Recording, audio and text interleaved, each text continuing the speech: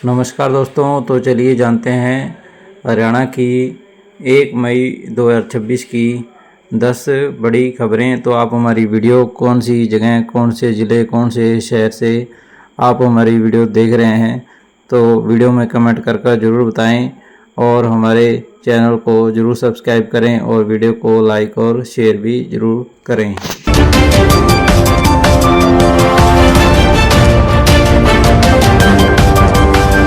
तो work slip घोटाला 2008 में आई योजना, तो तभी से होगी जांच। तो विज ने शुरू से जांच के लिए ACS को लिखा यहाँ पर पत्र।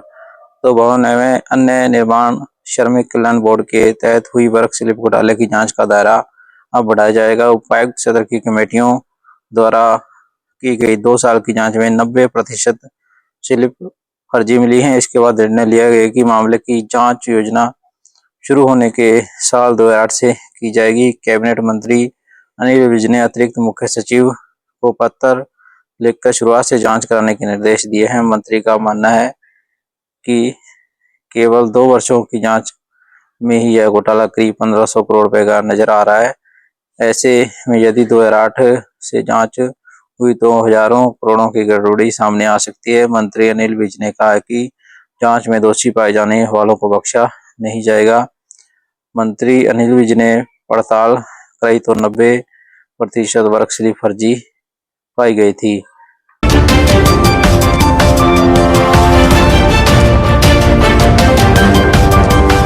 क्षेत्रों की कारोबार की राह बनेगी आसान, ओमिन बस बिल लाएगी सरकार। तो राज्य सरकार प्रदेश में निवेश बढ़ाने और कारोबार को आसान बनाने के लिए बड़े स्तर पर नियमों में ढील देने जा रही है। इसके लिए सरकार ने ओमिन बस बिल लाने की तैयारी यहाँ पर कर रही है। कम हो गई इसमें नियम, कायदे व मंजूरी की प्रक्रिया होगी तेज। उद्योगों को यहाँ पर मिलेगा फायदा।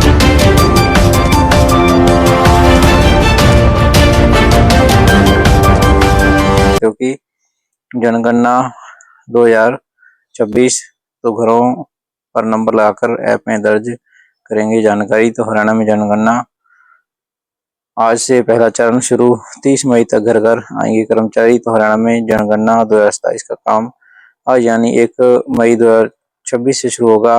60,000 से अधिक कर्मचारियों की जनगणना में ड्यूटी लगाई गई है। राज्य में जनगणना का कार्य 2 चरणों में पूरा किया जाएगा। पहले चरण में 1 मई से सभी जो प्रगणक घरों पर नंबर लगाकर उस क्षेत्र का नजरी नक्शा बनाएंगे।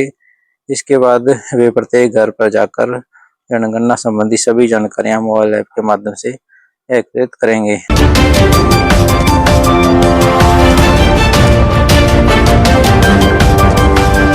तो आप देख सकते हो कि जून तक भरे जाएंगे वर्कर और हेल्पर के रिक्त पद।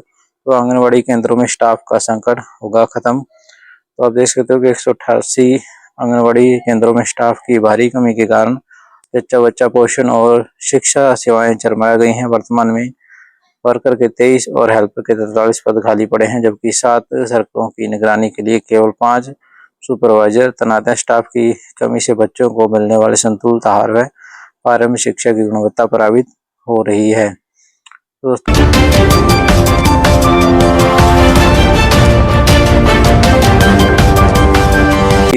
रात में महिलाओं को सुरक्षित घर छोड़ने के लिए पुलिस विशेष योजना बनाएगी।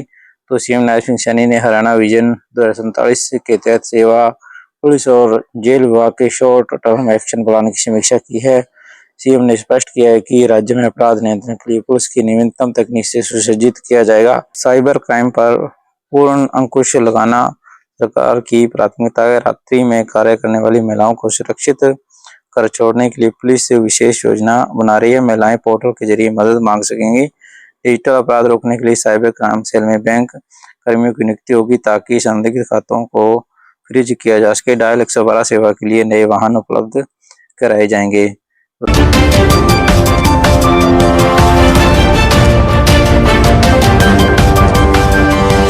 में 80 अंकों की होगी विज्ञान विषय की परीक्षा, प्रैक्टिकल और आंतरिक मूल्यांकन में की कटौती। तो हरियाणा शिक्षा बोर्ड ने नए शैक्षणिक सत्र 2026-27 में सेकेंडरी सत्र पर कक्षा 9वीं व 10वीं के जो विज्ञान विषय की अंक वितरण प्रणाली में बदलाव किया है। बोर्ड द्वारा जारी पत्र के अनुसार अब विज्ञान विषय की लिखित परीक्षा 80 अंकों की यहाँ पर होगी।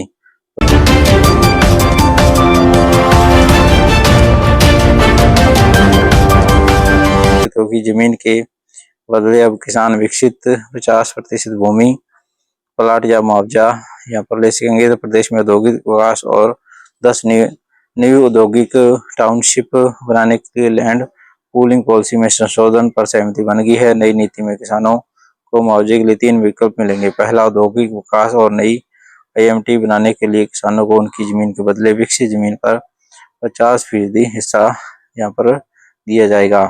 दूसरा, किसान बाजार दर के हिसाब से मुआवजा ले सकेंगे। तीसरा, किसान किसी अन्य स्थान पर 1200 वर्ग मीटर प्लाट 2-3 हिस्सों में या एक मुश्त बड़ा प्लाट ले सकेंगे। इस संशोधित पॉलिसी को मंजूरी के लिए जल्द कैबिनेट की बैठक में रखा जाएगा।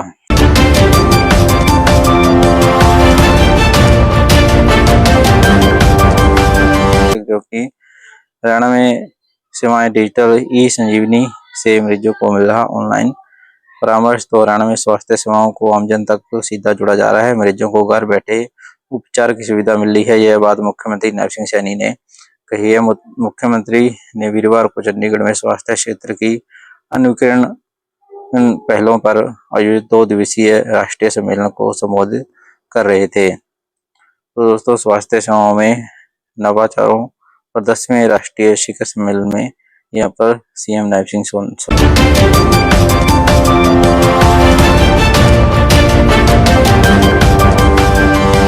RT को लेकर है। तो आप देख सकते हो RTE में वेरिफिकेशन प्रक्रिया पूरी, 21,752 बच्चों को स्कूल अलाट। तो RTE शिक्षा का अधिकार के तहत गरीब वर्ग के विद्यार्थियों के लिए अच्छी खबर है। 119 BEO की कमेटी ने अपने स्तर पर आवेदकों के फार्म वेरिफिकेशन का अंतिम परिणाम निदेशालय को यहाँ पर भेज दिया है, जिसके बाद मुख्यालय ने आवेदकों के आधिकारिक आंकड़े जारी कर दिए हैं।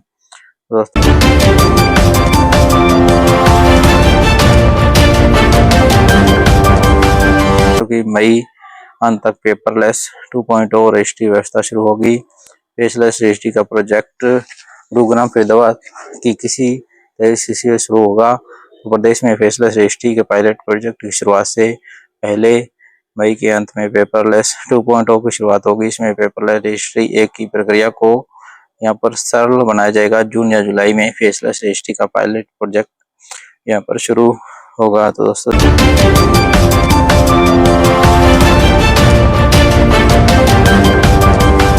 क्योंकि शिक्षा विभाग का बड़ा फैसला, अनुत्तीर्ण विद्यार्थियों के लिए होगी दोबारा परीक्षा। तो हरियाणा 9वीं व 11वीं में फेल छात्रों को मिलेगा दूसरा मौका।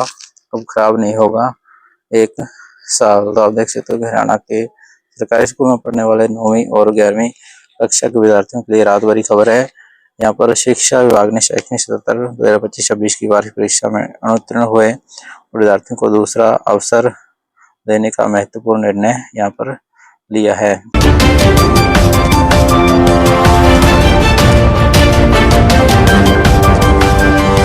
तो आप देख सकते हो कि गर्मी और ठंडी फुहार। तो अप्रैल में 17.1 मिलीमीटर बारिश, ये 11 साल में सबसे ज्यादा। तो धूलभरी आंधी के साथ 9 जिलों में बारिश, 3 में ओले भी गिरे। 2 सप्ताह लू से राहत। तो हरियाणा में लगातार तीसरे दिन गुरुवार को दोपहर बाद बादल छाए रहे, धूलभरी आंधी चली। 9 जिलों में हल्की बारिश व बूंदाबांदी हुई। इसमें करनाल, अंबाला, कुरुक्षेत्र, पानीपत, कैथल, पंचकुला, सोनीपत, पलवल, जींद शामिल हैं।